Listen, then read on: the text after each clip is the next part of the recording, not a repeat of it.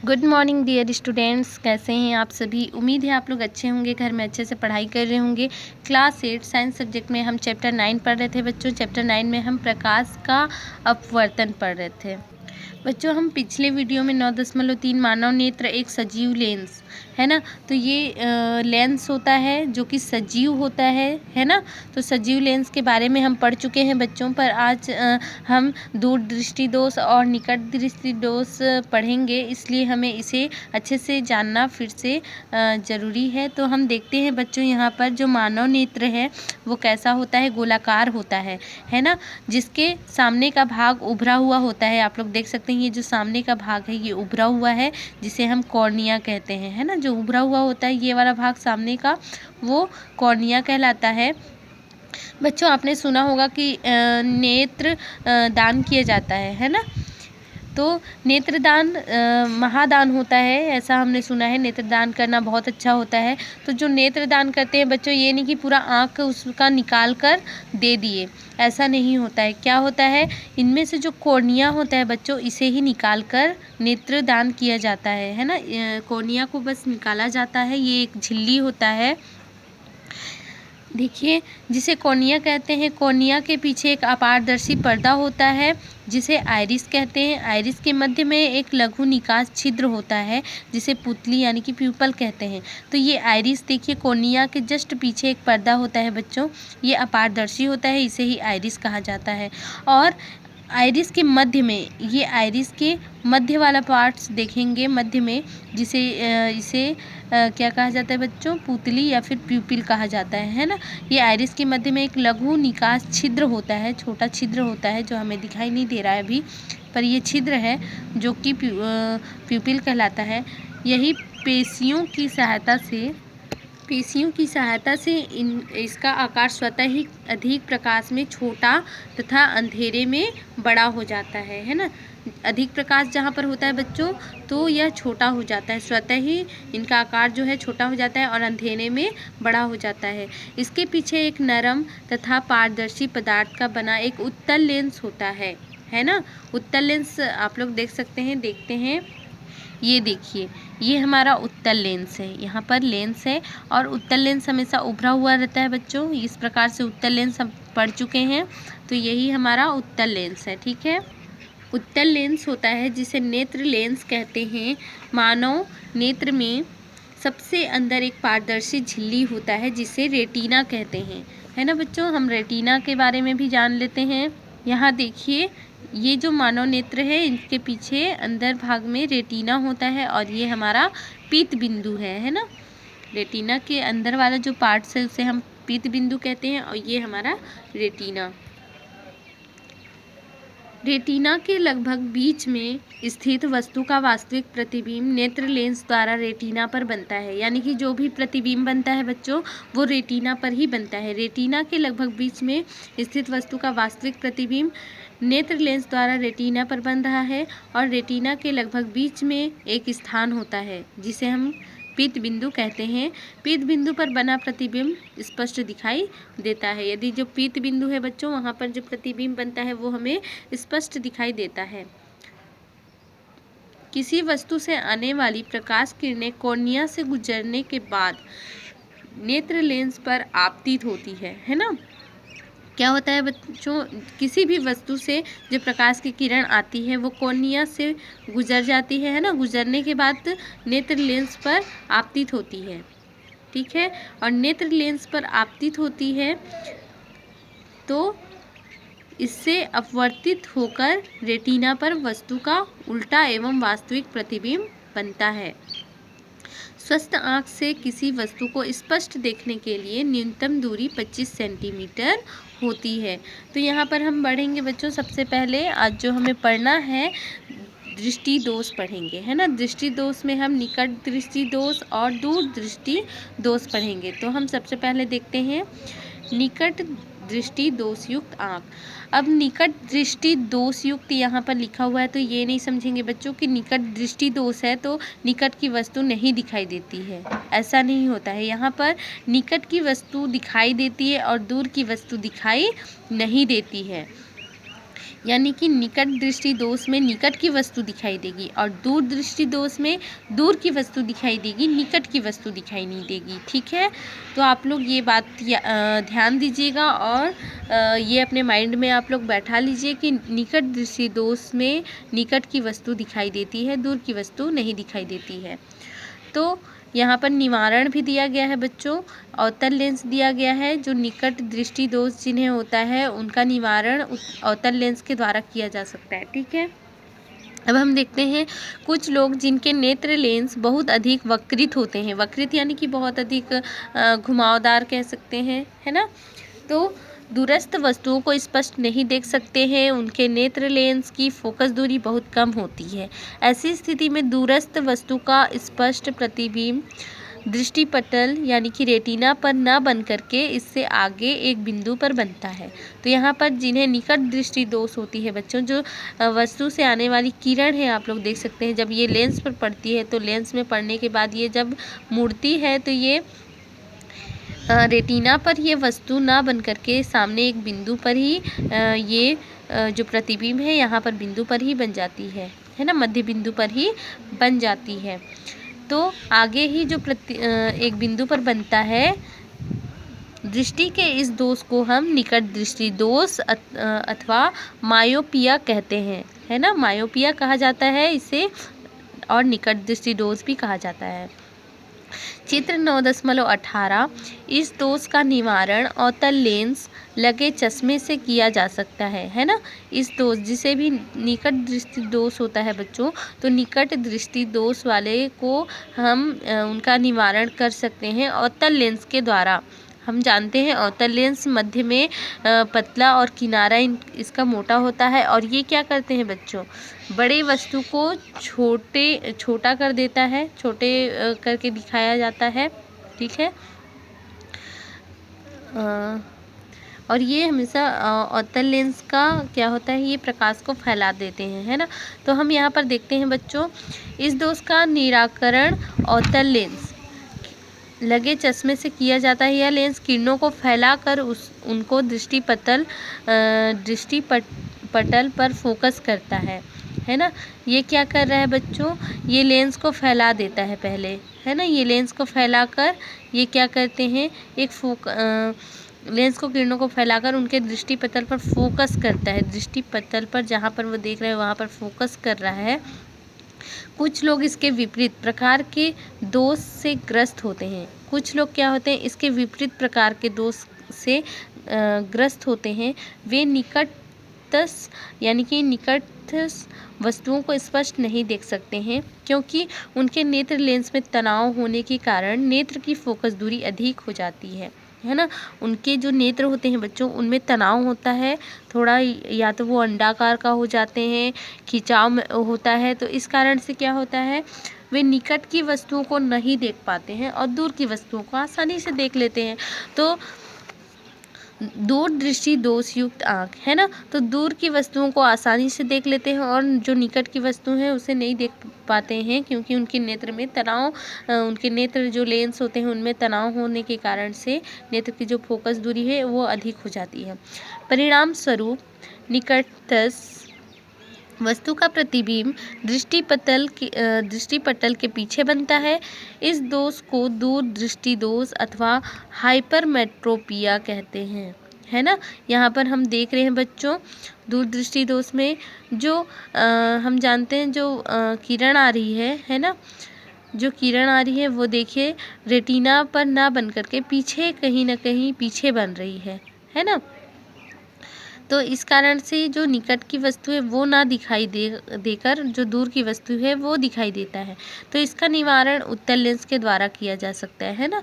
इस दोष का निराकरण उत्तल लेंस लगे चश्मे से किया जा सकता है। यह लेंस के किरणों को इस प्रकार मोड़ देता है जिससे वे दृष्टिपटल पर सही ढंग से फोकस हो जाती है ना।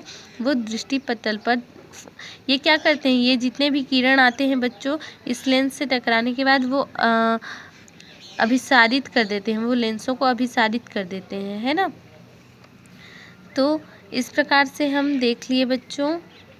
तो इस प्रकार से बच्चों हम दूर दृष्टि दोष युक्त और निकट दृष्टि दोष के बारे में पढ़ चुके हैं, है ना, और उनका निवारण भी किस प्रकार से किस लेंस के द्वारा किया जा सकता है। तो दूरदृष्टि दोष जिसे हैं, जो पास की वस्तुओं को नहीं देख पाते हैं, सिर्फ दूर की वस्तुओं को देख पाते हैं, तो वो उनका निवारण उत्तल लेंस के द्वारा किया जाता है।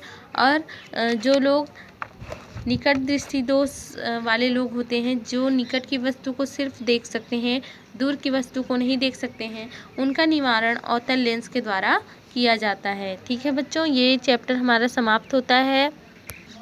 अब हम पढ़ेंगे हमने सीखा। इस चैप्टर में जो कुछ भी हमने पढ़ा बच्चों, तो उससे हमने क्या क्या सीखा इसके बारे में हम एक बार और देखेंगे। पारदर्शी पदार्थ को प्रकाशीय माध्यम कहते हैं, है ना। पारदर्शी पदार्थ होता है उसे ही हम प्रकाशीय माध्यम कहते हैं बच्चों। तो प्रकाशीय माध्यम में हम विरल माध्यम, सघन माध्यम पढ़े हैं, है ना। जैसे कि हम सघन माध्यम में पानी ले लेते हैं, कांच ले लेते हैं, जो पारदर्शी भी है, जिसमें प्रकाश पार हो सकता है, और ये सघन माध्यम होते हैं। ठीक है, क्या करते हैं ये और विरल माध्यम में हम देखते हैं हवा, है ना। हवा हमारा विरल माध्यम होता है। तो पारदर्शी पदार्थ को प्रकाशीय माध्यम कहा जाता है। तो ये जो पदार्थ होते हैं, हवा हो गया, कांच हो गया, पानी हो गया, ये सभी पदार्थ प्रकाशीय माध्यम कहलाते हैं बच्चों। ठीक है, जब प्रकाश एक प्रकाशीय माध्यम से दूसरे प्रकाशीय माध्यम में जाता है ना। एक प्रकाशीय माध्यम, जैसे कि मान लो हवा एक प्रकाशीय माध्यम है, तो हवा से दूसरे प्रकाशीय माध्यम में जाएगा, या तो कांच की गुटके में, कांच में प्रवेश करवा लो, या फिर आप पानी में। ठीक है, दोनों ही प्रकाशीय माध्यम है, सघन माध्यम है। तो एक को विरल से और एक को सघन से हम गुजारते हैं, या फिर जब प्रकाश एक प्रकाशीय माध्यम से दूसरे प्रकाशीय माध्यम में जाता है, तो वह दोनों माध्यमों के संपर्क तल की जो सतह होती है उससे क्या होती है, मुड़ जाती है ना। सतह से मुड़ता है। प्रकाश के इस तरह से मुड़ने को ही क्या कहा जाता है, अपवर्तन कहते हैं। ठीक है बच्चों, किसी माध्यम में अपवर्तन द्वारा विचलन का मान अपवर्तनांक से नापा जाता है। ठीक है, जो जिनमें जब अपवर्तन होती है बच्चों, तो विचलन होती है। एक चीज़ आप लोग याद रखिएगा, जब हम प्रकाश का परावर्तन पढ़ते हैं, और अभी हम पढ़ रहे हैं प्रकाश का अपवर्तन। ठीक है, तो प्रकाश का परावर्तन और प्रकाश का अपवर्तन दोनों में एक जो हमारा की पॉइंट है, जो सिमिलर होता है, वो है विचलन। प्रकाश का परावर्तन में भी जब प्रकाश किसी समतल, दर्पण या चिकनी सतह से टकराता है ना, तो वो किरण क्या होता है, परावर्तन हो जाता है। और जो एक माध्यम से दूसरी माध्यम में जब प्रकाश जाता है, तो भी किरण क्या होता है, अपवर्तन, यानी कि मुड़ जाता है ना। यानी कि दोनों में ही विचलन का कार्य हो रहा है बच्चों, दोनों ही अपने मार्ग से विचलित हो जाते हैं। हम इसे इस प्रकार भी समझ सकते हैं, जब कोई बच्चा डेली घर से स्कूल जाता है ना, डेली घर से स्कूल जाता है, पर एक दिन क्या होता है, वो डेली घर से स्कूल जा रहा है और स्कूल से घर आता है। ठीक है, तो एक दिन क्या हुआ कि वो स्कूल ना जा कर के कहीं और चला गया, यानी कि वो जो उसका मार्ग था वहाँ ना जा कर के कहीं और चला गया, यानी कि वो अपने मार्ग से विचलित हो गया, है ना, ये कह सकते हैं। तो जो विचलन है बच्चों, वो दोनों में ही होता है, प्रकाश का परावर्तन में भी और प्रकाश का अपवर्तन में भी, दोनों ही स्थिति में विचलन होता है। वो दोनों में ही अपने मार्ग से विचलित हो जाते हैं। ये सिमिलर है, आप लोग ये चीज़ याद रखेंगे।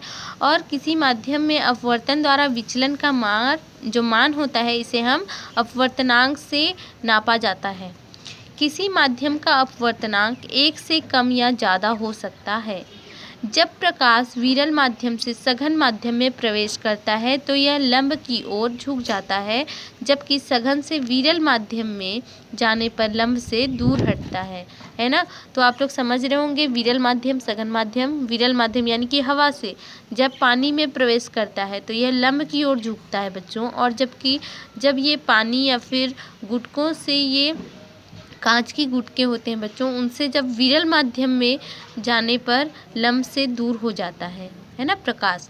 दो पृष्ठों से घिरे हुए उस पारदर्शी माध्यम को लेंस कहते हैं, जिसका एक पृष्ठ गोलीय होता है तथा दूसरा पृष्ठ गोलीय या फिर समतल होता है। उत्तल लेंस बीच में मोटे तथा किनारों पर पतले होते हैं, जबकि अवतल लेंस बीच में पतले तथा किनारों पर मोटे होते हैं। लेंस के दोनों गोलीय पृष्ठों में वक्रता केंद्रों को मिलाने वाली रेखा को ही हम क्या कहते हैं बच्चों? मुख्य अक्ष कहते हैं, है ना। जो लेंस होते हैं दोनों पृष्ठों को, जो गोलीय पृष्ठ होते हैं बच्चों, उनको मिलाने वाली जो रेखा होती है उन्हें ही हम क्या कहते हैं? वक्रता केंद्र कहते हैं, ठीक है। यानी कि मुख्य अक्ष कहते हैं। वक्रता केंद्र को मिलाने वाली रेखा को ही हम मुख्य अक्ष कहते हैं। प्रकाश केंद्र लेंस का केंद्र होता है। जो प्रकाश केंद्र होता है वही लेंस का केंद्र होता है, जिसमें से प्रकाश बिना मुड़े गुजर जाता है ना। मुख्य फोकस और प्रकाश केंद्र के बीच की दूरी को फोकस दूरी कहते हैं। मुख्य फोकस और प्रकाश केंद्र के बीच में जो दूरी होती है बच्चों, उसे ही हम फोकस दूरी कहते हैं। हम पढ़ चुके हैं। जो किरण लेंस के मुख्य अक्ष के समानांतर आपतित होती है वह अपवर्तन के बाद मुख्य फोकस से होकर जाती है उत्तल लेंस में, है ना, या मुख्य फोकस से आती हुई प्रतीत होती है अवतल लेंस में।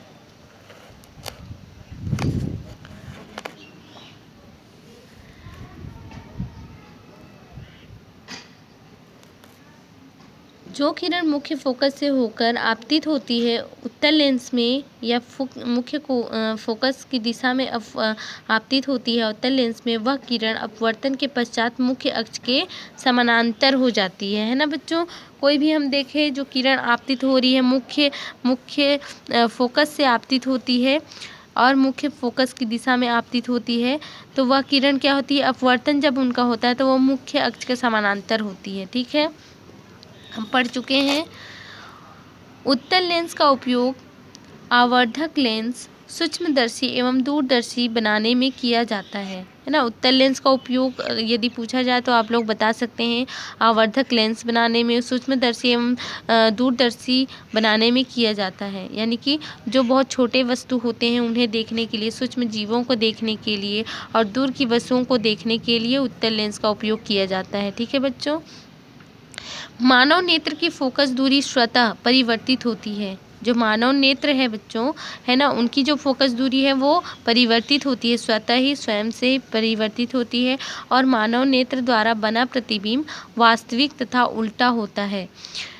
स्वस्थ नेत्र से किसी वस्तु को स्पष्ट देखने के लिए न्यूनतम दूरी हमने पढ़ा था बच्चों 25 सेंटीमीटर होती है। जिनका नेत्र स्वस्थ होता है, जो दूर की वस्तुओं को और पास की वस्तुओं को भी देख सकते हैं अच्छे से, है ना, तो वो उनकी जो न्यूनतम दूरी होती है बच्चों वही 25 सेंटीमीटर होती है। निकट दृष्टि दोष से पीड़ित व्यक्ति दूरस्थ वस्तुओं को स्पष्ट नहीं देख सकते, है ना। निकट दृष्टि दोष जिन्हें होती हैं वो सिर्फ निकट की वस्तुओं को अच्छे से देख सकते हैं और दूर की वस्तुओं को नहीं देख सकते हैं। अवतल लेंस लगे चश्मे से इनका निराकरण किया जा सकता है। दूर दृष्टि दोष से पीड़ित व्यक्ति निकटस्थ वस्तुओं को स्पष्ट नहीं देख सकते हैं। उत्तल लेंस लगे चश्मे से इसका निराकरण किया जा सकता है। बच्चों ये चैप्टर हमारा समाप्त होता है। हम नेक्स्ट वीडियो में नेक्स्ट चैप्टर पढ़ेंगे, ठीक है, चैप्टर 10 पढ़ेंगे। और हम इसमें देखते हैं कुछ क्वेश्चंस है बच्चों, जिसे आपको अपने होमवर्क करके मेरे व्हाट्सएप नंबर पर सेंड करना है। इसमें आप लोग निकट दृष्टि दोष क्या है, इसे कैसे दूर किया जा सकता है, ये आपका क्वेश्चन है। दूर दृष्टि दोष से आप क्या समझते हैं, इसे कैसे दूर किया जा सकता है, ये अब हमने अभी पढ़ा है बच्चों। इसका आंसर आप लोग बहुत अच्छे से दे सकते हैं। सुस्पष्ट दृष्टि की जो न्यूनतम दूरी होती है, दूरी का मान कितना होता है, इसे आप लोग लिखेंगे, है ना। और मानव नेत्र में प्रतिबिंब कहाँ पर बनता है। जो मानव नेत्र है वहाँ पर मानव नेत्र में जो प्रतिबिंब है बच्चों वो कहाँ पर बनता है। ये बहुत ही ईजी है, बहुत ही इजी है, अभी हमने पढ़ा है। आप लोग इसका आंसर अपनी कॉपी में लिखकर मेरे व्हाट्सएप नंबर पर सेंड करेंगे, ठीक है बच्चों। Bye bye, take care.